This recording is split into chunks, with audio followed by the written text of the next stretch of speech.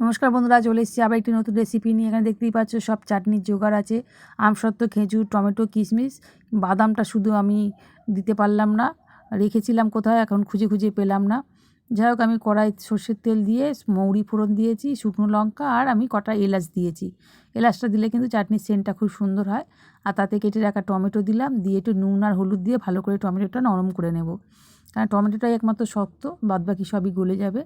তা সেই জন্য একটু নুন হলুদ একেবারে দিয়ে দিলাম। আর এখানে একটু তেঁতুল আমি গুলে নিচ্ছি, নিয়ে জলটা তেঁতুলের দিয়ে দেবো, কারণ এখানে আমি একটু তেঁতুল দিলে টমেটোর চাটনিটা স্বাদটা খুব ভালো হয়। কারণ খেজুর, আমসত্ত্ব সবই তো মিষ্টি মিষ্টি, তেঁতুলের জলটা দিলে কিন্তু খেতে খুব সুন্দর হয়। এইভাবে অবশ্যই তোমরা একবার ট্রাই করবে।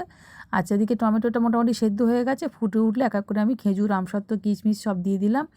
আর দিয়ে দিলাম 6-7টা মতো বাতাসা। তোমরা চাইলে এখানে চিনি দিতে পারো, বেশি চিনি তো লাগবে না, খুব কম চিনিতেই হয়ে যাবে, কারণ সবই মিষ্টি মিষ্টি। দেখতেই পাচ্ছ চাটনিটা কত সুন্দর হয়েছে, চাটনিটা খেতেও কিন্তু অসাধারণ হয়েছিল। তোমরা অবশ্যই একবার এইভাবে করবে। জানি না তোমরা কেমনভাবে করো, সেটাও আমাকে জানাবে যে এইভাবে যদি করে থাকো। তারপর আমি দিয়ে দিলাম একটু ভাজা মশলা, ভাজা মশলা বলতে 5 ফোড়ন ভাজা গুঁড়িয়ে দিলাম আর কি।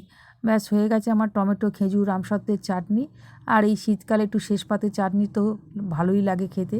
আশা করি চাটনি সবারই ভালো লাগে। আর যদি আমার রেসিপিটা ভালো লেগে থাকে অবশ্যই লাইক, কমেন্ট, শেয়ার করে দিও। ধন্যবাদ।